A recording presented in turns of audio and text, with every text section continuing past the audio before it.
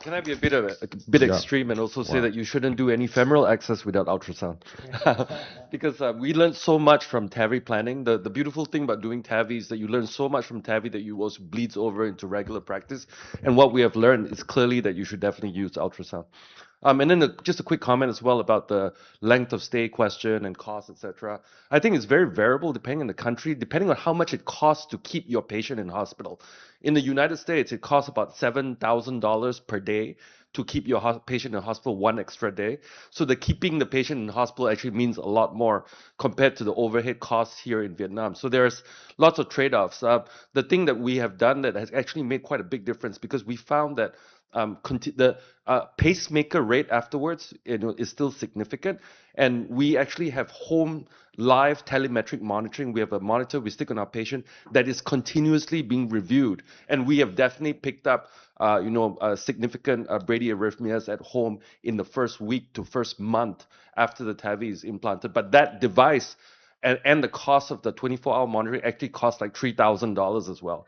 So everything that we do costs a lot of money, but there's definitely chances for lots of evolution of exactly how we do this. So we yes, we heard earlier from many great lectures about the issues with lifetime management of TAVI, about larger concepts. This lecture is meant to complement that and is specifically targeted at the fellows because there are many concepts here that are completely foreign to fellows with regards to lifetime management and understanding what exactly this TAVI is doing to coronary access and things like that. So the learning objectives are to understand the concepts behind AVR lifetime management, review how for future valve-in-valve implantation in specific AVR valve types may lead to anatomical issues in the future, become familiar with the technical terms related to TAVR planning, and that's the primary goal for the fellows today, and appraise techniques and devices being developed to overcome issues with the valve-in-valve procedures.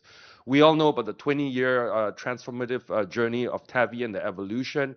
And then with regards to TVT trends in the United States, we know that the patients that we are operating on, the risk scores are lower. The number of procedures in TAVI is going up. The number of surgical explantations are staying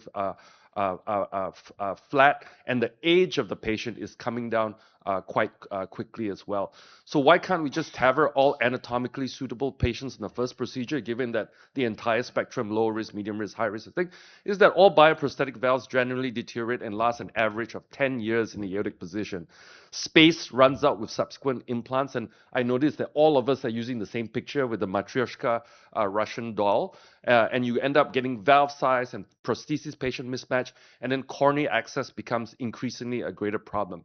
And then surgical TAVR explantation is not a benign procedure. We have seen published mortality rates for surgical explantation, and this is from JACC 2020. 30-day mortality was quoted with explantation at 13%, and 1-year mortality was at 23%. This is, however, a non-selected group, and clearly back in those days, those patients were much sicker. Our surgeons at our center have actually become very good at explantation and reconstruction of the aortic root, and our numbers are much better than these numbers. So this is a general trend, not specific.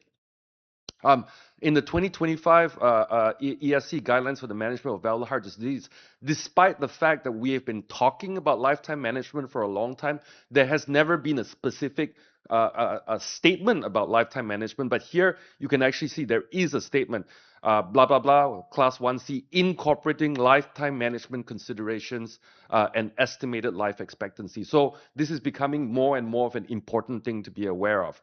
We all know that bioprosthetic valves fail. And there are many predictors of faster valve failure. You have it can fail by deteriorating. It can fail by non-structural valve dysfunction. And then obviously the leaflets can thrombose and you can get endocarditis. Many reasons for our valves to fail. So when you look at the many permutations of what you could potentially do in a patient that's less than 65 years old, obviously you lean towards SAVR, but then you have to plan for TAVI and TAVI. Or you could do, in a very, very young patient with a bicuspid valve, you could plan a SAVR and then another SAVR and then a TAVI. Or you could go TAVI, SAVR, and TAVI. And then all of those they are very, very specific issues in all of the permutations. So for the fellows, Commissural alignment, there was a very nice lecture earlier and a slide showing what exactly that means. Green is when the part of the valve, no matter how open your frame is or how nice your frame is, the part that you can never get away is where exactly are those commissural commissures of the leaflets, and what is it with their relationship with the left coronary origin and the right coronary origin, right? We saw earlier that Medtronic would like us to think that if you adjust the alignment in a specific way, that almost 100% of the time you are fine, but they don't do it specific to the patient. Those are populational, extrapolated with where the coronaries are, and we all know that our patients can have actually markedly different coronary origins, especially with the right coronary artery. It can be very sensitive to anterior takeoff, etc. Um, and so an unfavorable alignment is when your commissure is right in front of your coronary access. And this is why the open cell geometry for a short valve is actually quite desirable. And I saw in some countries, because Evolut is cheaper, when their first wave release, they were doing everything was self-expanding valve without seeming to think about the consequences later on about how you get into the coronaries. The other concept is the neo skirt, right? The neo skirt is when you place your second valve in your first valve, the leaflets actually go up like a tube, and all of a sudden you have a completely sealed tube in which nothing can get through unless you start to perform leaflet modifications. The other concept for the fellows is the overhang concept. When you place a balloon expander valve in a self-expanding valve, you may not push the tube all the way up. So what you'll find is that the second valve actually has incomplete, the first original valve leaflets are not completely opening up. So you get this thing called overhang, right? And the neo skirt height depends on varies depending on the design of the specific valve that was originally implanted, as well as the implantation depth of the second valve. And with the Evolut, when they first started, they were implanting deep, but then pacemakers started to become an issue. So the new technique is to implant higher, but when you implant higher, the neo skirt ends up becoming higher for your second valve. So these are all things that we have to think about. And here's a picture of how you would plan where exactly you should place your second valve in relation to your first valve and the effect of what it does. The terms that we use are the neo skirt plane, right? The coronary wrist plane, the sinotubular junction, we all know what that is. But then there's also the valve to aortic sinus concept, which is the distance between the valve and the end of the aortic sinus, the valve to coronary, which is the edge of the valve to the coronary artery, and then the valve to the sinotubular junction. And the magic number overall is 2 millimeters. That's quoted. That's high risk, and then 2 to 4, etc. But for the fellows, start to begin to understand this, because the future for you is to be doing a lot of coronaries in patients who have had previous TAVRs. And I'm not sure whether you've done STEMIs before in TAVR. That can be actually pretty exciting, pretty difficult. So there have been lots of design changes to try and improve coronary access and plan for lifetime management. The new Evolut FX Plus has a very large coronary access hole compared to the original one. So right now we are like 100% FX Plus because of this, except for the very large size. And then on the Edwards side, the thing that they've been trying to convince you with is that they have Resilia tissue technology that prevents calcification of the leaflets. So maybe you don't get 10 years, maybe you get 12 years. We don't know if that's true yet. And when I spoke to the Edwards previous CEO, he said maybe it's not. So I don't know. It sounds like a lot of industry hype. We have many techniques to modify leaflets to reduce obstruction risk. This is an FDA-approved device, the PiCardia device, where you can actually go in like a pair of scissors and cut your valve leaflets. The other option, obviously, was the basilica approach, which was invented by people that trained me in the past at Emory. But recently, there's a modification of a specific device called the Telltale system, and that's recently been FDA approved, that actually helps you to crimp and make that bend as well, and it's so you don't have to physically modify your own wire to be able to do a basilica. We haven't had a chance to use either system at my center yet. I'm not sure whether any of you have, but they are extremely expensive. I think our picardia device is about $100,000.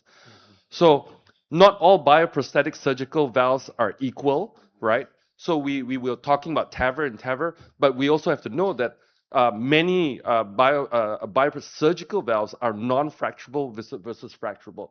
Being fracturable is somewhat desirable in the future of TAVR in TAVR, but maybe these are considerations. Hopefully, your surgeon is taking into account when he is putting he or she putting the surgical valves.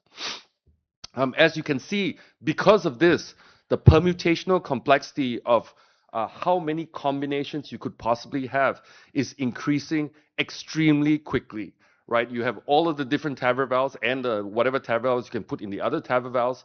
Then you have all of the different, because of this, all the different ways you need to understand your sizes, you need to understand your nodes, your heights, etc. And so many people have been trying to help you.